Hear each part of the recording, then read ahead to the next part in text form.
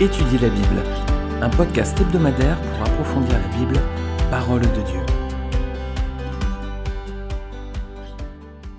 Bonjour à tous, on se retrouve pour la suite dans l'étude suivie du livre de 1 Samuel. On est à présent au chapitre 11. Maintenant qu'il a été oint au trône comme roi sur Israël, Saül va devoir affronter un premier ennemi et livrer sa première bataille. Et c'est ce qu'on va voir ensemble, on va lire le chapitre 11 dans son intégralité.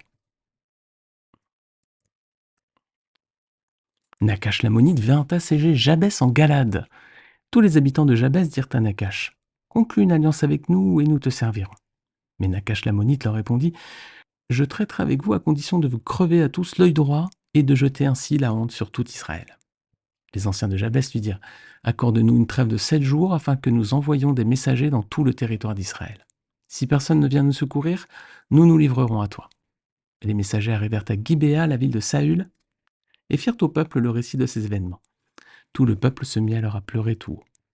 À ce moment, Saül revint des champs, derrière ses bœufs. Il demanda, « Qu'a donc le peuple à pleurer ainsi ?» On lui raconta ce qu'avaient dit les habitants de Jabès. L'Esprit de Dieu vient sur Saül lorsqu'il entendit cela, et sa colère s'enflamma fortement.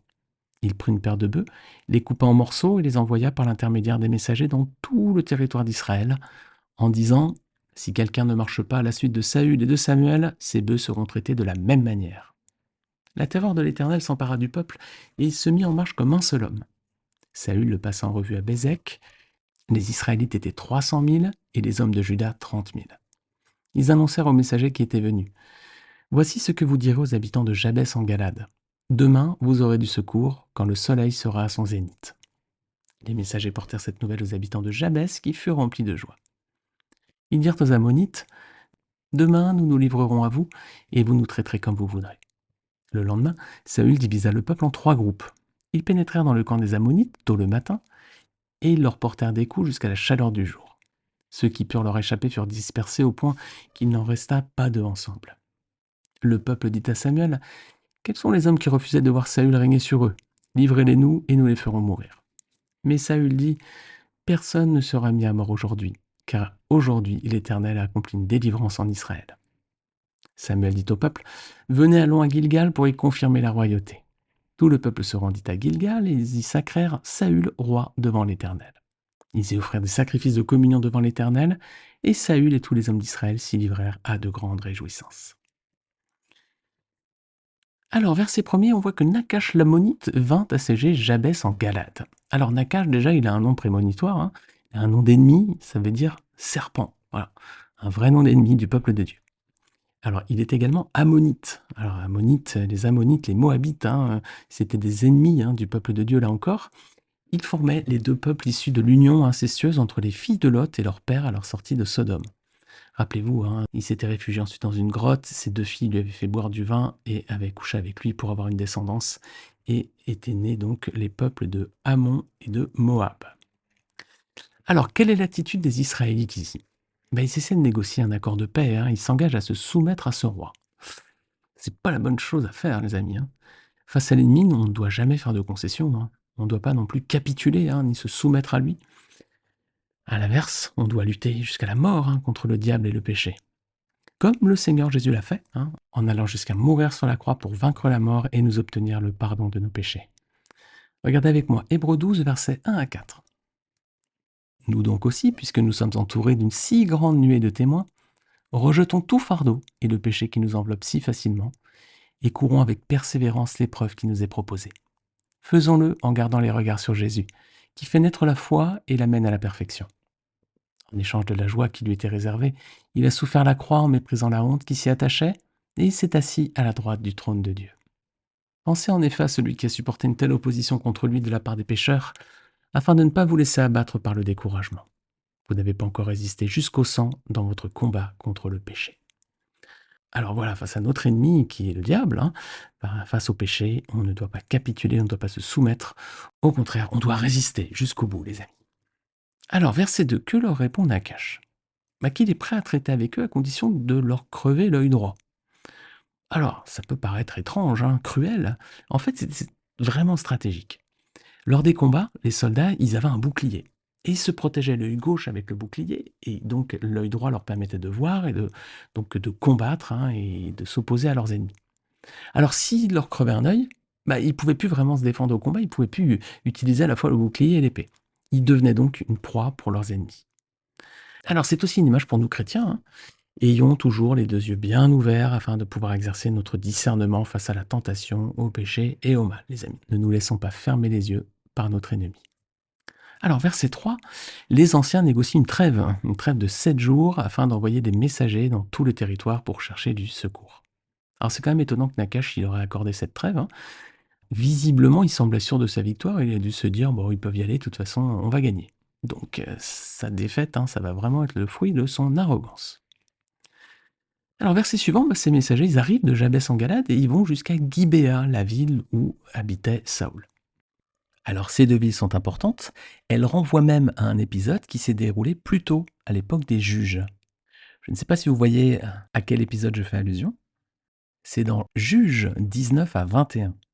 C'est l'histoire horrible d'un lévite qui était en voyage et qui s'est arrêté avec sa concubine à Gibéa pour y passer la nuit. Alors si vous vous rappelez, personne ne leur avait offert l'hospitalité, hormis un vieil homme qui les avait hébergés chez lui. Mais durant la nuit, les habitants de la ville de Gibéa ont accouru pour coucher avec le lévite. Cette attitude nous rappelle le péché ignoble, hein, des habitants de Sodome, hein, à l'époque d'Abraham. Ils avaient voulu aussi coucher avec les hommes qui étaient entrés dans la ville, qui étaient des anges, hein, ce qui avait conduit à leur condamnation, hein, cet acte contre nature qui était réprouvé par Dieu, hein, et ce qui a donné le nom de sodomie, hein, que vous connaissez bien sûr aujourd'hui. Alors le Lévite avait alors abandonné lâchement sa concubine en pâture à ces hommes, qu'il avait violentés au point de la faire mourir.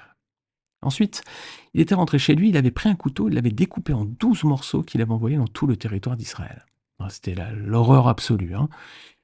Et tout le peuple s'était rassemblé comme un seul homme devant l'Éternel à Mitzpah pour venger cet acte odieux. Mais la tribu de Benjamin avait refusé, hein, de livrer les hommes mauvais de Gibéa, et en représailles, tout le peuple d'Israël s'était vengé contre la tribu de Benjamin. Il ne restait quasiment plus personne à part 600 hommes.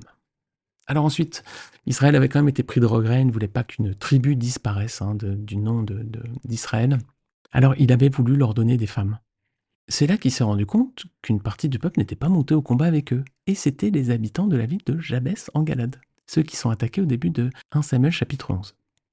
Alors, le peuple d'Israël va aller tuer tous les habitants de Jabès en Galade, hormis les jeunes filles vierges, pour les donner comme femmes aux survivants de la tribu de Benjamin. Et c'est ce qui a fait que cette tribu d'Israël n'a pas eu son nom qui a disparu définitivement. Alors on retrouve donc beaucoup de similitudes entre 1 Samuel chapitre 11 et Juges 19 à 21. Tout d'abord la ville de Gibéa, hein, celle où réside Saül, c'est là où s'est commis cette atrocité avec cette pauvre femme. Ensuite la ville de Jabès en Galade, qui est assiégée, hein, dans 1 Samuel, et c'est donc la même ville qui avait été détruite, hein, avec ses habitants, lorsque ceux-ci n'étaient pas venus combattre les Benjaminites avec le reste du peuple. Et enfin, on a aussi le mode opératoire qui consiste à couper quelqu'un, un être vivant, en morceaux pour l'envoyer ensuite aux tribus d'Israël. Quelle horrible façon de procéder, les amis. Alors, verset 4, quelle est la réaction du peuple lorsqu'il entend cette nouvelle, hein, que le peuple de Jabès en Galade est assiégé? Il se met à pleurer. Alors, c'est vrai que dans les épreuves, la tristesse est une réaction normale, naturelle, hein, mais il faut reconnaître que ça ne sert pas à grand-chose, malgré tout. Pourquoi ne pas plutôt lever les yeux au ciel et prier pour trouver le secours, hein? C'est ce que dit Jacques 5, verset 13. Quelqu'un parmi vous est-il dans la souffrance? Qu'il prie? Oui, c'est normal, hein, de s'effondrer, d'être triste, d'être abattu lorsqu'on vit une épreuve, mais la meilleure réaction, ce serait de tourner les regards vers le ciel et de prier, de nous tourner vers Dieu qui peut nous délivrer et nous apporter son secours. Alors ici, verset 5, voilà que Saül arrive, il revient des champs avec ses bœufs, voilà, il revient de sa journée de travail. Alors est-ce que vous êtes surpris que le roi d'Israël soit encore en train de cultiver ses champs? C'est le roi quand même. Ça montre quand même qu'il n'avait pas complètement endossé son rôle, hein, son rôle de monarque. On voit qu'il reste encore avec sa vie d'avant, voilà. Et lorsqu'il apprend la nouvelle, il se passe quelque chose quand même, c'est que l'Esprit de Dieu se pose sur lui, et alors on voit que sa colère s'enflamme fortement. Alors 2 points ici, c'est tout d'abord, on voit que le Saint-Esprit n'était pas toujours sur lui. Il allait et il venait. On va le voir dans d'autres passages de 1 Samuel, dans d'autres épisodes, on verra que l'Esprit s'en ira. Donc il venait, il s'en allait. Voilà. On voit aussi que Saül a une réaction de forte colère, malgré qu'il ait l'Esprit. Alors une forte colère, c'est pas forcément, les amis, un signe positif de maîtrise de soi, hein. D'autant plus qu'il va prendre ses bœufs, il va les couper en morceaux, il va les envoyer aux tribus d'Israël et il va promettre de punir ceux qui ne se joindront pas à lui. Alors il y avait certainement, vous en conviendrez, une autre façon de faire passer le même message. Sa réaction, la réaction de Saül, doit nous alerter. Il a l'Esprit de Dieu, et on voit que avoir l'Esprit de Dieu ne l'empêche pas, hélas, de rester un pécheur. Et nous aussi, on peut avoir l'Esprit de Dieu, et on peut continuer de se mettre en colère, par exemple, ou de manquer d'amour pour les autres. Alors on entend parfois qu'il faudra à tout prix rechercher les dons de l'Esprit, comme le parler en langue ou la prophétie, et que c'était vraiment la marque du Saint-Esprit. Les amis, c'est pas ce qui nous aide en tout cas à nous débarrasser du péché, hein, d'avoir le Saint-Esprit. On vient de le voir, hein. Saül a l'esprit qui se pose sur lui et il réagit avec la colère, hein, une colère violente, hein, et visiblement quand même pas maîtrisée. Donc avoir le Saint-Esprit sur nous, les amis, c'est pas ce qui nous aide à nous débarrasser du péché. Et le plus important, c'est pas justement de cultiver le Saint-Esprit par les dons comme parler en langue ou la prophétie.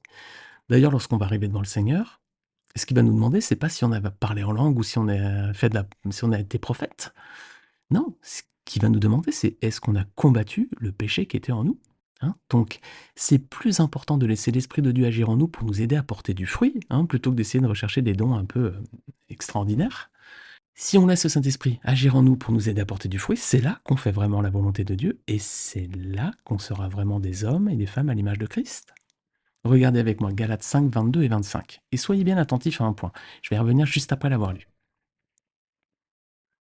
Galates 5, 22, 25.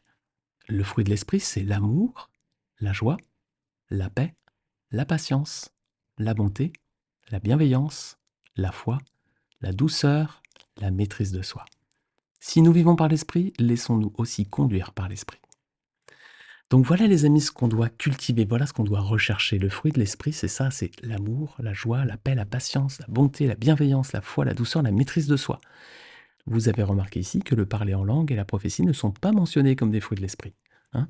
Si l'on vous dit que vous n'avez pas vraiment le Saint-Esprit parce que vous n'avez pas en vous ces signes extraordinaires, hein, eh bien c'est inexact.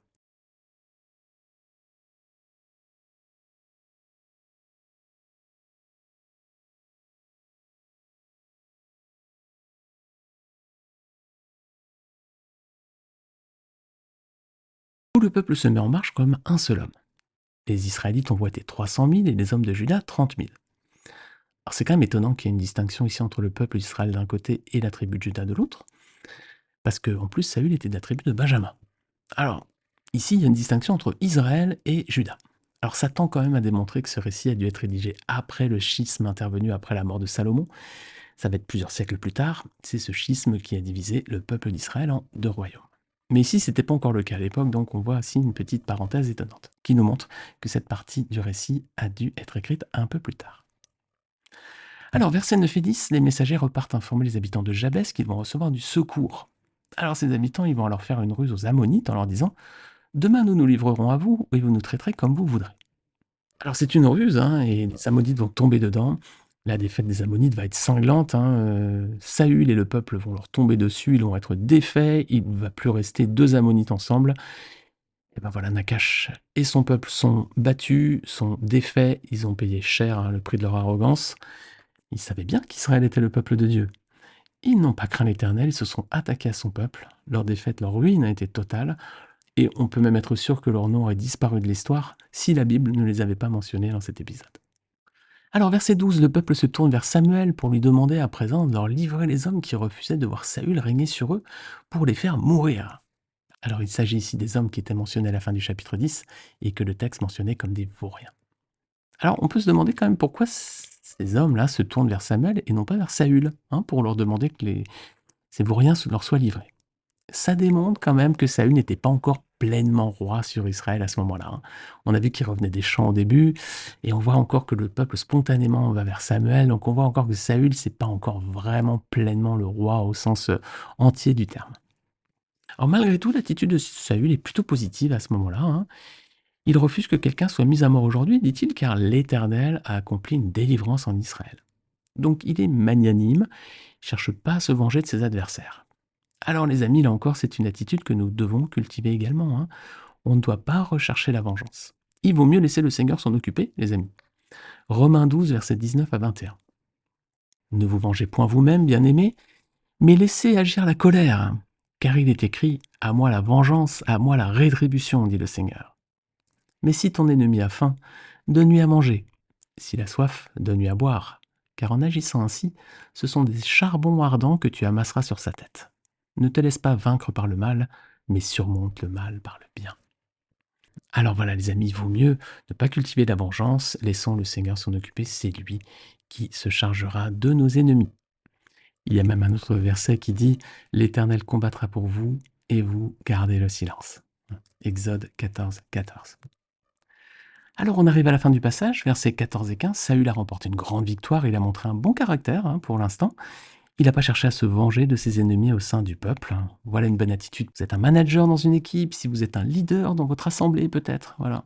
Ayez cette bonne attitude aussi, ce bon trait de caractère. Voilà, ne cherchez pas à vous venger de vos ennemis, ou à l'intérieur, en interne. Parce que regardez la conséquence, c'est que la royauté à présent de Saül est confirmée devant tout le peuple, voilà, et tout le peuple est heureux et dit voilà, Amen en quelque sorte. Il est vraiment reconnu à présent dans son poste de leader. Donc c'est aussi une leçon pour tous ceux d'entre nous qui sont amenés à exercer des responsabilités. Voilà, faites preuve de magnanimité, de bonté et ne cherchez pas donc à vous venger par vous-même. C'est une façon aussi d'installer votre leadership et d'être mieux respecté par vos équipes. Alors malheureusement ici, cette parenthèse heureuse va vite se refermer. Samuel va rappeler au peuple qu'il a commis un grand péché en demandant un roi pour régner sur lui. Et c'est ce qu'on va voir les amis la semaine prochaine. Eh bien, je vous souhaite une très bonne semaine sous le regard de notre Seigneur Jésus-Christ. Que le Seigneur vous accorde toute sa grâce et vous aide à laisser son esprit travailler en vous pour que vous puissiez laisser grandir en vous ce fruit de l'esprit. Bonne semaine à tous, que le Seigneur vous bénisse. Salut à tous.